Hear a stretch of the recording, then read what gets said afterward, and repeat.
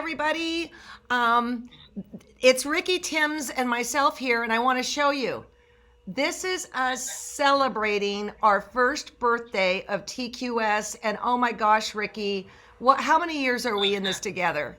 Well, this is the 13th year. I hope everybody can hear me okay. I'm driving, and I'm hands free, just so you all know. But so that would have been 2008, 12 years ago. And I don't know which picture you got, but if it was our first birthday, that was 2008. Hey, you know what? What? We looked younger.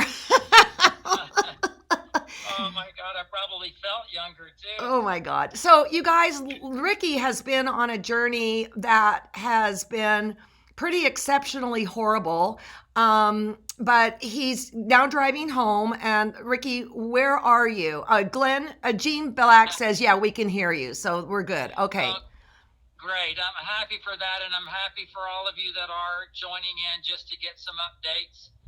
First of all, before I even say anything, I just want you all to know that my heart is with you.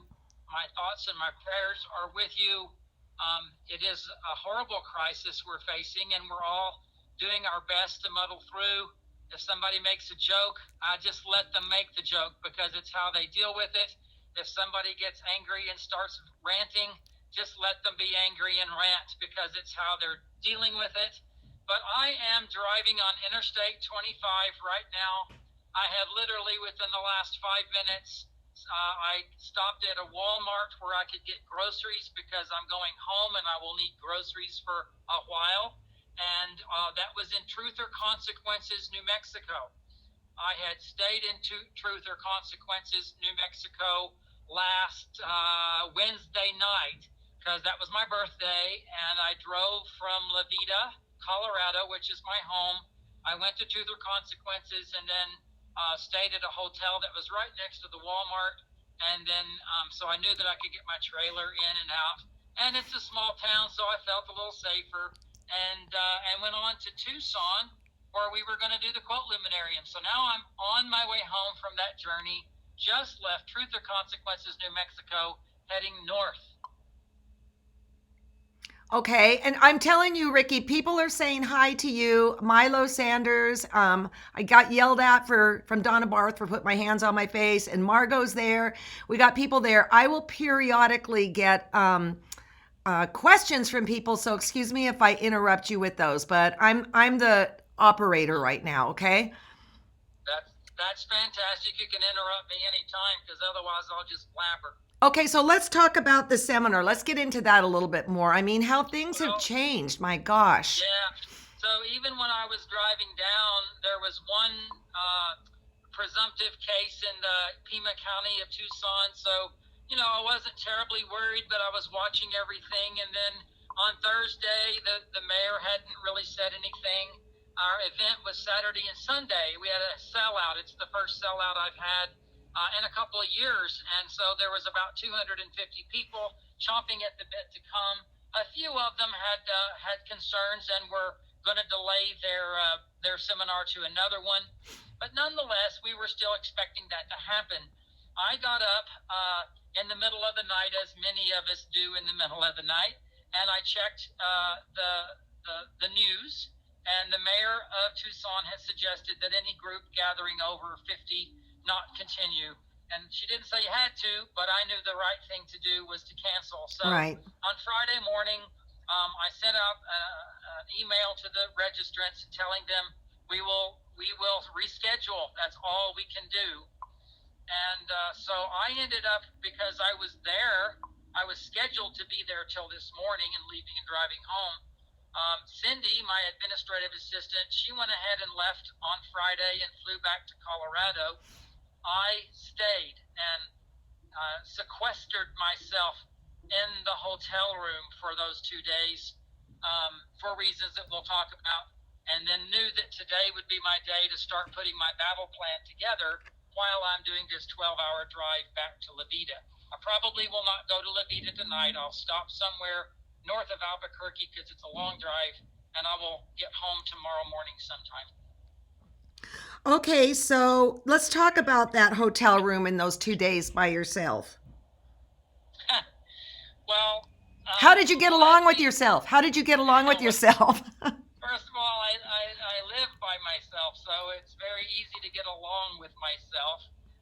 Of course, I missed my puppies, Yeah. but nonetheless, let me before I tell about the 2 days, let me just tell everybody something very real that happened to me on Friday. Once Cindy was gone, and I'm looking at the fact that the sales from that event that just tanked, I was losing that, and I had expected that in my business. A serious amount of money that would keep my business open, would keep my employees working, and I had counted on it. I then started realizing that wasn't the only thing that was going to crash. I knew that my weekend with Linda Z's in Chicago, which would be this weekend, was going to go south. I have a quilt retreat in early May that was going to go south. I'm sure you've already told everybody we were taping in Dallas, and that got tanked. I had a photography tour that's been booked for almost 18 months to Scotland at the end of May. That's, I'm sure, going to go tank. I can't imagine that it will move forward. And all of these things, including the Washington State Quilt Luminarium, where we had a large group coming, obviously being right next to Seattle, that has been postponed. So essentially 2 months of very well planned, very orchestrated income just went flying out my window. So I had a panic attack. And I want people to know that, because I'm sure I'm not the only one. But I literally was trembling with fear in the bathroom, sick, not knowing how I'm going to pull through, not knowing what I can do. And I was thinking, when is the last time this has ever happened? The night of the tornado in 1979, I was 23 years old, and I was not home whenever the tornado hit Wichita Falls, Texas, but I knew how devastating it was from the news reports. I didn't know if my parents were alive, if my dogs were alive. I was confident that our house had been destroyed, which it was, and I was absolutely petrified that night. And that was this past Friday was the first time I have been that, honest to God, panicked and scared in a really long time. I couldn't stop shivering. So I thought, well, it feels like I'm cold, so why don't I just go take a hot shower, and I will get through this. I will find a way through this. And I did. And at least right now, I want everybody to know that attack ended, and I started regrouping. I'm not going to let this thing beat me unless it kills me. And it might, but I'm not going to let it beat me otherwise. So I then had to start thinking what to do. So that takes us to the 2 days in the hotel room. Any questions you need to interrupt? No, we're still good. But I want to say, I'm just going to put a little public announcement in here. There are a lot of people who, who work as an independent contractor, as Ricky. A lot of quilt teachers have been canceled, and this is their sole income. I think of the quilt shops in California; they're going to be shutting all non-essentials. In fact, I believe that is going out right now at 1:00. They're saying that. Buy a gift certificate. Go spend money. You can do it from your home to help support those who don't have a guaranteed income. That's my public announcement. Right. And I know this may sound a little weird for me to say, but I'm spitting it out there. I know, because I've had so many conversations in the past, that people think, I'll say me, I'll just go, I'm rolling in the dough, I must be rich. I have to assure you, I am so not rich. The Quilt Show does what we can to survive. I do what I can month by month by month. But I will tell you, this has hit very, very hard. And I have no idea what the next 2 months will bring. But I've got a plan that I'll talk about. Okay, but here I'm at home. I don't know. Now they're saying I might be stuck here for 4 weeks, and all of a sudden I'm going, wow, I've got time. And you preach about time, and I want you to talk about that. If I lose you, Alex, I'm going in a whole interstate where the phone is cutting in and out. So I hope I didn't hear everything you said, but you said to preach about Time. time, right? Yeah. Time. So here's the thing. I will tell you all that I had, of course, scheduled my life where the next 2 months were insanely Yeah. travel oriented, gone, gone, gone, can't quilt, can't make videos, can't do many of the things that I need to do in a creative world, which I had been doing the last 2 or 3 months. And so I teach in my seminars the best gift that we've been ever given is time. And so while I realize that right now I am now going to be absolutely devastatingly short of money, I have been given the most beautiful gift of time. And so for the next 2 months, I'm going to be able to find new ways, offer new things that I've been wanting to offer to people, and get some things done that I want to do. And hopefully that will help generate a little income, and hopefully it will help just, get us all doing things that we can do while we're being sequestered in our own homes. So I'm looking forward to those opportunities, and truly, time is a gift. And if you've been given time, spend it with your families, make quilts, write something, bake something, go to a park and enjoy nature, get where you can get out and feel safe. Definitely make use of the time that you've been given. You know something, I've been thinking about this, Ricky, and I talked about it in the earlier FaceTime that I did today, Facebook Live. We as creatives are so lucky that we are creative. I can't imagine if I wasn't creative how I'd be handling this. I mean, yay, right? I mean, I got so, this stupid live thing's gonna last forever because I got so much to say. That reminds me of something that I posted on Facebook a couple of months ago. The darkest times in my life have brought the most beautiful creative things to be. Hey Ricky, somebody just texted that and said, I can't wait to see what he comes up with. That's great. I can recall back when I was a young kid in Waco, Texas. I was probably 30 years old, and I went into a dark depression, which I fortunately haven't had in years. But back in those days, I would go to dark places. It was Thanksgiving. I turned the lights off. Everybody was gone. I put myself in the studio. I laid on a couch, just balled up in a worm of nothingness. And about 12 or 15 hours later, I went, you know what? Everybody's gone. I have a studio to myself. I'm just going to go see if I can make something. And I will kid you not, before Monday morning, I had completely recorded an entire Christmas album that ended up being released nationally on the Word Music label. I was so invigorated by that experience that creativity is what brought me back to life. And it's happened more than once, and I will tell you, we will find a way to do it again. So let me tell you something. Speaking of that, I have to give you a thank you. The other day I said to Ricky, the other day being a month or so, I said, I'm just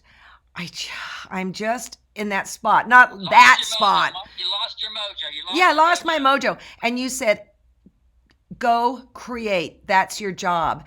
And I sat down and I started working, and I've got a kick, quilt because of it. So thank you. And I got my mojo back.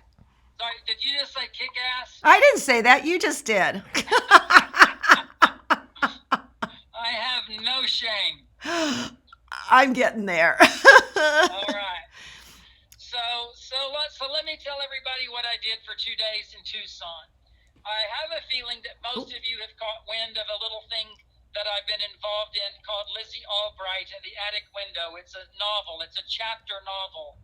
And I've been writing this with my good friend Kat Bowser. Kat and I collaborate on the story, but I write most of it, and I'm right at the end, and expecting to be at the printer in the next week or two. That's my idea. So I suddenly went, I just got the gift of time to be in a hotel room. My dogs have a sitter. Everything at home is taken care of. There's nothing I can really effectively do on the weekend. So I put myself in that hotel room, And I said, I'm going to write and write and write. And that's all I did for those 2 days, because I said, I'm going to be driving all day Monday. My brain can think on what to do, how to survive, what do I want to do moving forward. Right. So I spent those 2 days writing and writing, getting nearer to the end of the very exciting climax of the novel. Well, did you finish it? Oh, it's not finished, but I'm near the end. Hey, by the way, I know everything. It's so exciting. I've never had anything. First of all, I've never written anything fiction, and now I'm writing a near 85,000 word novel. For the first time. It's actually very exciting, and I'm sorry, I'm just going to babble for a minute, because even on my birthday last Wednesday, I was trying to just shuffle through the things that were coming at the very end, the very climactic end. And I was talking with Kat, and we were having some problems, because writing is like a puzzle. You don't want to spoil things, but you don't want to, hide things. It all has to come out at the right time. And so, without going into a long story, we had one idea that I was planning to write. But I woke up that morning going, it's just not working. It's not working. And I made a slight revision to the order of things. I didn't really change the story. I just changed the order of some things. And I read that synopsis to Kat, and she was giggly, screaming, yes, that's fabulous, fabulous. So I am so excited to get this all finished, and I got a lot done in those 2 days. And so that's what I did.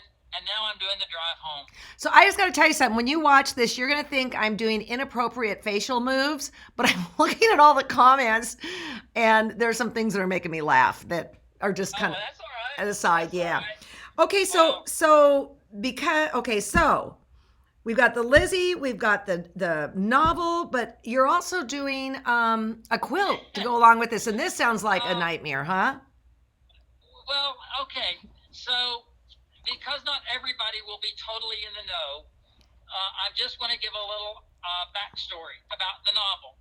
The novel was Kat's idea to create a story about a little girl who has a granny who makes quilts, and the little girl who's 10 falls in love with the quilt that Granny made many years ago. Well, now our story starts in 1964. Our little girl, Lizzie, is 10 years old in 1964, which many quilters can relate to. Her granny, I wasn't born yet. Yeah, right. I was 8, and I think you were 10. No, I was a twinkle in my daddy's eye. No, you weren't. No. So what year were you born? 54, right? 55.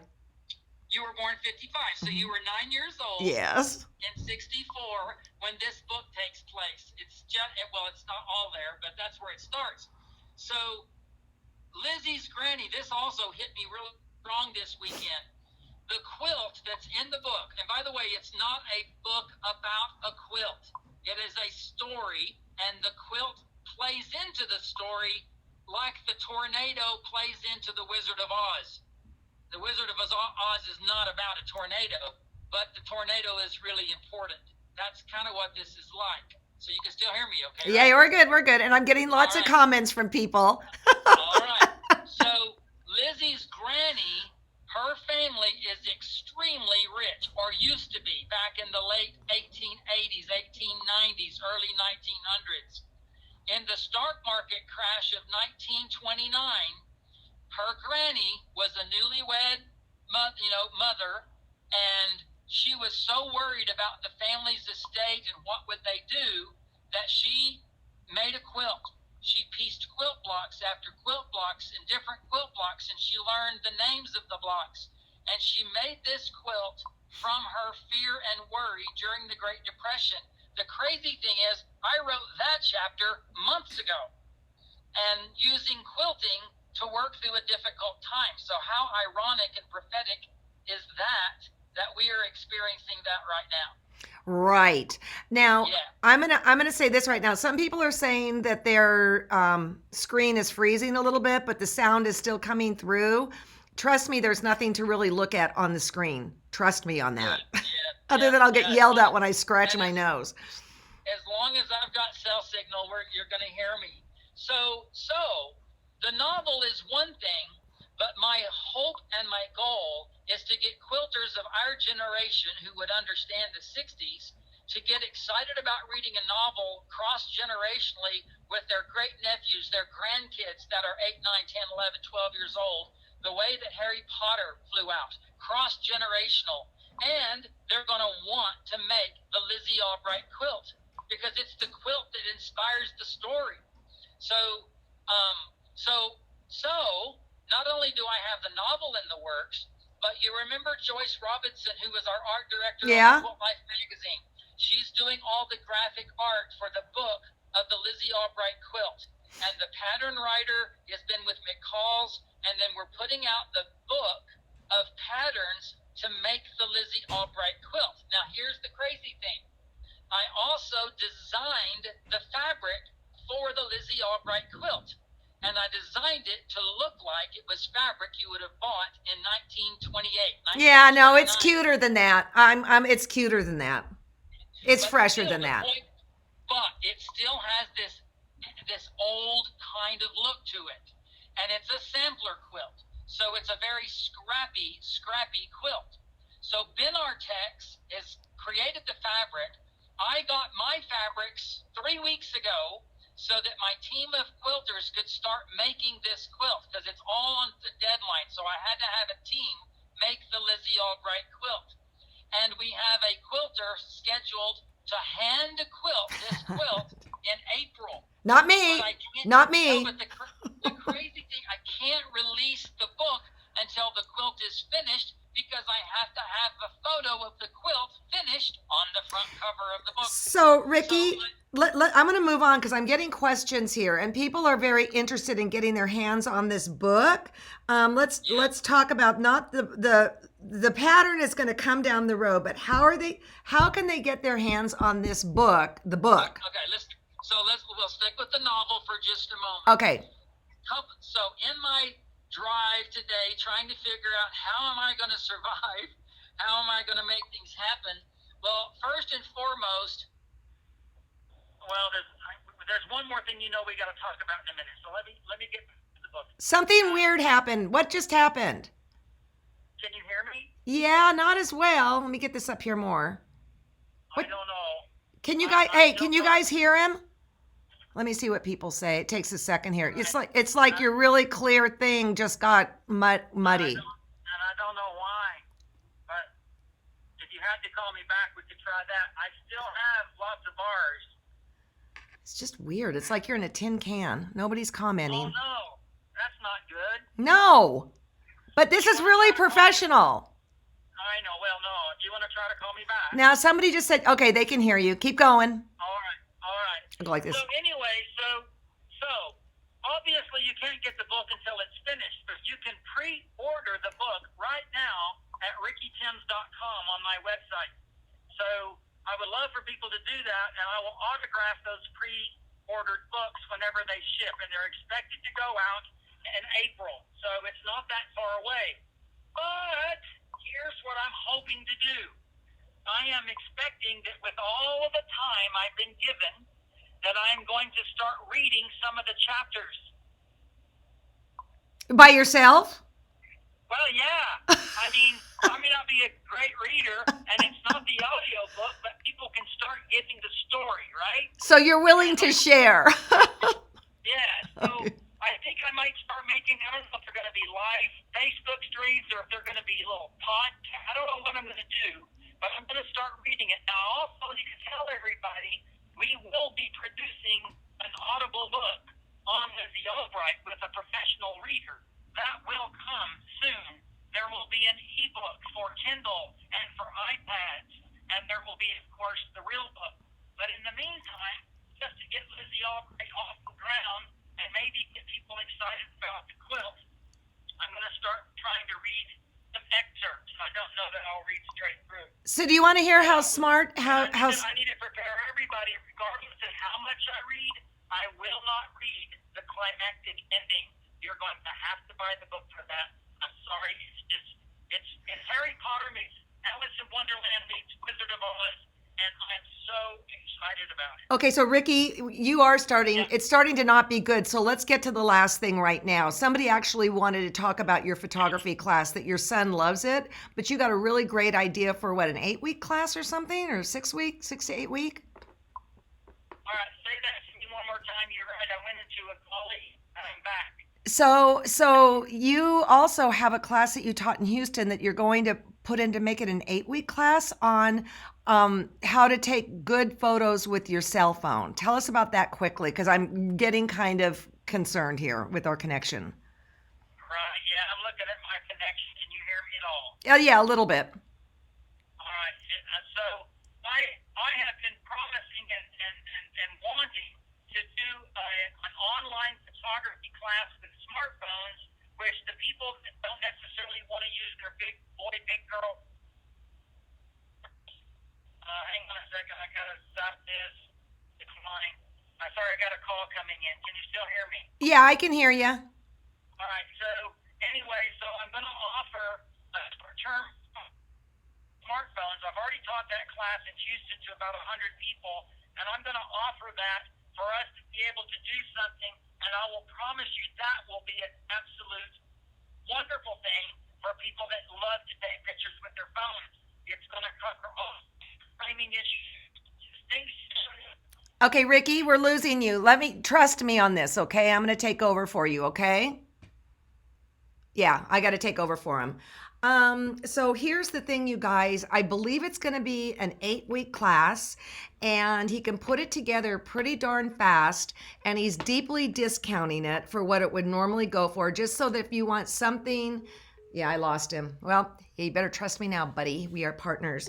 If you want something fun to do during this time frame when you're stuck at home or whatever, he will talk about some camera basics that I do not understand, like apertures and stuff like that. And then he is going to give it to you. When we were preparing for this, I said, when do you think you can have it up? And he said in a couple days. So, he needs to go home. He needs to get food. He needs to hug those dogs. And then I think this is about the first thing that's going to be rolling out. So I would say follow his Facebook. Make sure that you are on his email list, or, his letter list, as well as checking your TQS newsletter. So it's been an interesting week for everybody. Someone's just said the book can be pre-ordered on Ricky's site, on his website. So it's Ricky Tims. It's a 4-letter word, TIMS. And he has been so excited about this. He's been living in a hole to bring this to you. And I can't wait to read it, and I can't wait to get my hands on the fabric and all that good stuff. So thank you for joining us. Again, we pride ourselves on the professional aspects of our presentations of Facebook Live. And I am going to throw out there at thequiltshow.com, if you've ever wanted to join but thought, I don't know, we have a 6-month membership for $19.95. And so you can get in there, you can dig in and have a great time connecting with quilters worldwide. I am now committing that I will do Wednesday at 10 o'clock Pacific time in the morning on Wednesday.